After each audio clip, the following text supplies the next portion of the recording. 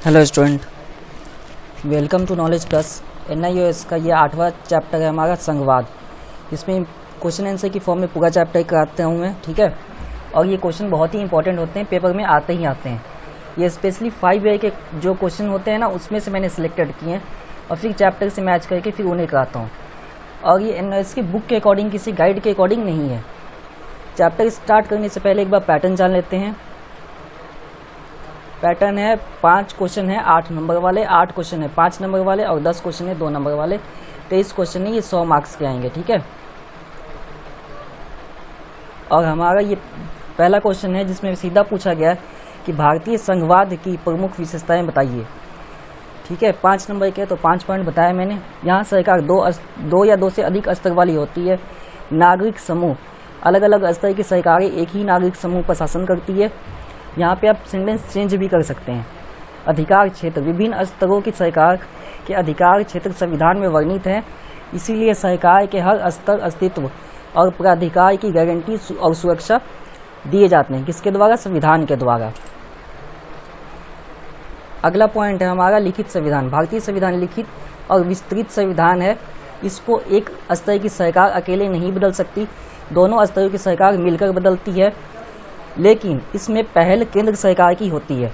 केंद्र सरकार ही पहले प्रस्ताव पारित करती है, तब जाकर किसी भी संशोधन या प्राधिकार में बदलाव होते हैं या नए कानून भी बनते हैं, ठीक है। अगला जो हमारा लास्ट पॉइंट है वह है न्यायपालिका। हम पढ़ रहे हैं संघवाद की विशेषता। तो विशेषता यही होती है कि किसके द्वारा, उसकी मेन प्रॉपर्टीज है क्या, फीचर्स, स्पेशली फीचर्स पे बात हो रही है इंग्लिश में कहे तो। और विशेषता हम बताएं तो इन्हीं विशेषता कहते हैं। तो विशेषता है न्यायपालिका की सर्वोच्चता। तो यहाँ पे सर्वोच्चता का मतलब है न्यायपालिका दोनों सरकार से बड़ी होती है। यदि किसी भी जैसे विवाद खड़ी हो गई, अब पानी को लेकर हो जाती है, सांप्रदायिक विवाद हो जाते हैं, ठीक है, बांध को लेकर हो जाते हैं, इन विवादों का डिसीजन सीधा न्यायपालिका निर्णय करती है और उसी के द्वारा होती है। इसमें पहल जो होती है कोई भी करे, लेकिन जो मेन डिसीजन होता है वो सुप्रीम कोर्ट का ही होता है, तब जाके फिर इसमें काम होते हैं आगे, ठीक है। इस प्रकार शासन व्यवस्था के उद्देश्य है देश की एकता की सुरक्षा करना और उसे बढ़ावा देना, तथा इसके साथ ही क्षेत्र के विविधताओं का पूरा सम्मान करना संस्था के गठन और कामकाज के लिए सबसे महत्वपूर्ण है, ठीक है। संघवाद यहाँ पे सेंटेंस में ऐड कर लेना, संघवाद सबसे महत्वपूर्ण है किसके लिए? कामकाज के लिए, संस्था के गठन के लिए, इन सब के लिए। हमारा नेक्स्ट क्वेश्चन है, उसमें सीधा ही पूछा है डायरेक्ट ही कि आपको पूरा डिटेलिंग करके बताना है कि इसका प्राकृतिक परीक्षण कीजिए, क्या भारतीय संघीय व्यवस्था सही है या गलत, ठीक है। तो अकॉर्डिंग टू पॉजिटिव ही आंसर है, क्योंकि जो संघवाद के अकॉर्डिंग ही चल रहा है, तो गलत तो है नहीं, बिल्कुल सही है व्यवस्था। अब उसमें सपोर्टिंग में पूरी पॉइंट लिखनी है। सबसे पहले यहाँ यही लिखनी है, यहाँ सरकार 2 या 2 से अधिक स्तरों वाली होती है। नागरिक समूह, अलग अलग स्तर की सरकारों, ठीक है, एक ही नागरिक समूह प्रशासन करती हैं, पर कानून बनाने व कर वसूलने प्रशासन का उनका अपना अपना क्षेत्र का अधिकार है। अब यूपी का जितना अधिकार है या बिहार का है या फिर पंजाब या दिल्ली का, वो अपने अपने क्षेत्र अधिकार में टैक्स वसूलेंगे। ऐसा नहीं है कि यूपी का बिहार से वसूल ले, ऐसा बिल्कुल भी नहीं होता। अधिकार फिक्स हैं। क्षेत्र अधिकार विभिन्न स्तरों की सरकारों के अधिकार क्षेत्र संविधान में स्पष्ट रूप से वर्णित है, ठीक है। सबकी डिटेलिंग अकॉर्डिंग टू पहले ही दे चुके हैं, संविधान जब निर्माण हुआ था तब। इसलिए संविधान जो है सरकार के हर स्तर, अस्तित्व और प्राधिकार की गारंटी और सुरक्षा देता है कि उनको किसी भी प्रकार की प्रॉब्लम नहीं आएगी और किसी भी राज्य के अधिकार का हनन नहीं होएगा। जितने अधिकार राज्य को दिए गए उतना ही उन्हें मिलेगा। लिखित संविधान मैंने पहले ही बता दिया कि संविधान के मौलिक प्रावधान को किसी एक स्तर की सरकार अकेले नहीं बदल सकती। ऐसे बदलाव दोनों स्तरों की सरकार की सहमति से ही होंगे और पहल केंद्र सरकार की होगी। न्यायपालिका की सर्वोच्चता, अदालत को संविधान और विभिन्न स्तरों की सरकार के अधिकारों के व्याख्या करने का अधिकार है और इनमें विवाद हो जाए तो इस परिस्थिति में सर्वोच्च न्यायालय निर्णायक भूमिका निभाती है। संघ सूची, राज्य सूची, समवर्ती सूची। अब तक तो हमने जाना कि कितने अधिकार दिए गए हैं, विशेषता है क्या, उसी के अकॉर्डिंग इन सबके काम भी दिए गए हैं। संघ सूची के काम अपने हैं, राज्य के अपने हैं, और कुछ काम है जिसमें संघ, राज्य और केंद्र दोनों समाहित होते हैं, दोनों की सहमति से ही कार्य होते हैं। संघ सूची में आते हैं विदेशी मामले, प्रतिरक्षा, बैंकिंग, संचार, मुद्रण, ये सब आते हैं। ठीक है, ये मामले हैं संघ सूची में। राज्य सूची में स्पेशली सिंचाई, कृषि, व्यापार, पुलिस, स्थानीय और प्रांतीय विषय या फिर महत्वपूर्ण कार्य आते हैं। ठीक है, समवर्ती सूची में आते हैं वन, मजदूर संघ यानी होते हैं लेबर यूनियन। ठीक है, मजदूर संघ आते हैं, विवाह, गोद लेना और उत्तराधिकारी जैसे मामले आते हैं ये समवर्ती सूची में। इसमें केंद्र और राज्य सरकार की साझा होती है, ये मिलकर ही डिसीजन देते हैं।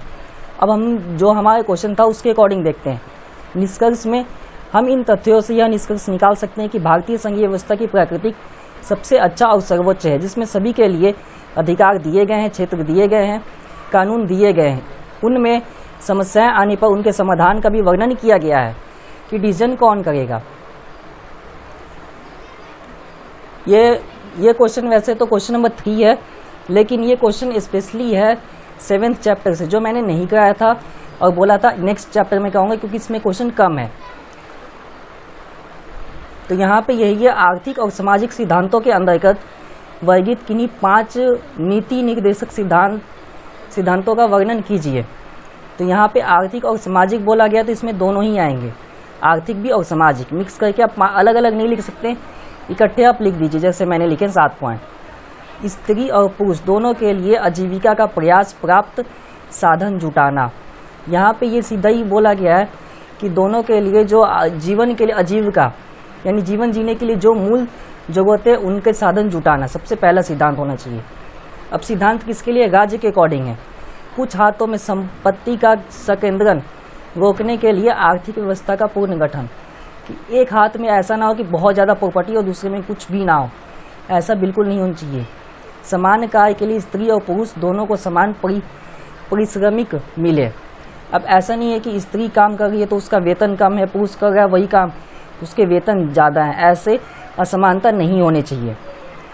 ये आर्थिक में आता है। ठीक है, स्त्री और पुरुष और बच्चों के लिए योग्य रोजगार एवं कार्य का स्वच्छ वातावरण तैयार करना। अब यहाँ पे सीधा ही बोला गया है कि रोजगार के लिए अच्छा वातावरण, कि ऐसा भी नहीं है कि धूल मिट्टी, ठीक है, गंदी बस्ती में रख रहे हैं, ठीक है, फैक्ट्री में लगवाए, बस अपना प्रॉफिट होना चाहिए, ऐसा पूंजीवाद वाली व्यवस्था नहीं होनी चाहिए। बच्चों को शोषण और नैतिक औद्योगिक से बचाना, बच्चों का शोषण ना हो, बाल मजदूरी ना हो, ऐसी नीति हो। जो एज है 14 साल तक, उन 14 साल तक सभी बच्चों को शिक्षा मिले। रूल्स तो बने हैं लेकिन सब जगह अप्लाई ये नहीं होते। रोजगार एवं शिक्षा का अधिकार तथा बेरोजगारी, बुढ़ापे, बीमारी, असमर्थता की स्थिति में सरकारी सहायता। अब जब ये रोजगार नहीं मिले तो ऐसे प्रावधान बनाए गए हैं कि ऐसे व्यक्ति को भत्ता मिले। ठीक है, शिक्षा का अधिकार दिया, 14 साल तक फ्री शिक्षा मिलती है 8वीं तक। ठीक है, ऑल ओवर इंडिया में सर्व शिक्षा अभियान के तहत उसके अंतर्गत भी कई सारे अभियान चला गए हैं, जिसमें जो बच्चे कभी स्कूल नहीं गए उन्हें भी एडमिशन दिए जाते हैं। कार्य एवं मानवीय सेवा की व्यवस्था करना और जीवन स्तर को उच्च करने की सुविधा प्रदान करना। अब यहाँ पे जो मानवीय सेवा है, जो मेन जरूरतें हैं उनको प्रदान करना और जीवन उच्च स्तर बनाने के लिए सारी सुविधा देना। उच्च स्तर से बात यहाँ पे शिक्षा, ठीक है, खाद्य सामग्री और उनके रहने की अच्छी व्यवस्था होनी चाहिए। ठीक है, ये सारी व्यवस्था भी नीति में ही आती है और सरकार की जिम्मेदारी है। तो ये हमारा चैप्टर कंप्लीट है 8। ठीक है, अगर आपको वीडियो अच्छा लगता है तो लाइक शेयर, ठीक है, लाइक शेयर किया कीजिए, कमेंट भी किया कीजिए और सब्सक्राइब जरूर किया कीजिए, क्योंकि 100% में से 50% स्टूडेंट सब्सक्राइब ही नहीं करते। तो प्लीज़ सब्सक्राइब किया कीजिए। ठीक है, हम नेक्स्ट वीडियो मिलेंगे जिसमें आपको स्पेशली होएगा कि इमरजेंसी क्या होते हैं। इमरजेंसी आपने सुना जरूर होगा, तो हम उसके बारे में जानेंगे। एक्ट के बारे में, कितने एक्ट दिए गए हैं, अधिकार किसके पास हैं, ठीक है, पेपर में कौन से क्वेश्चन आते हैं, लॉन्ग शॉर्ट सब, इसके बारे में डिटेलिंग से जानेंगे। और ऐसी वीडियो अब बनाता रहूँगा मैं, ठीक है, सारे चैप्टर्स के। धन्यवाद।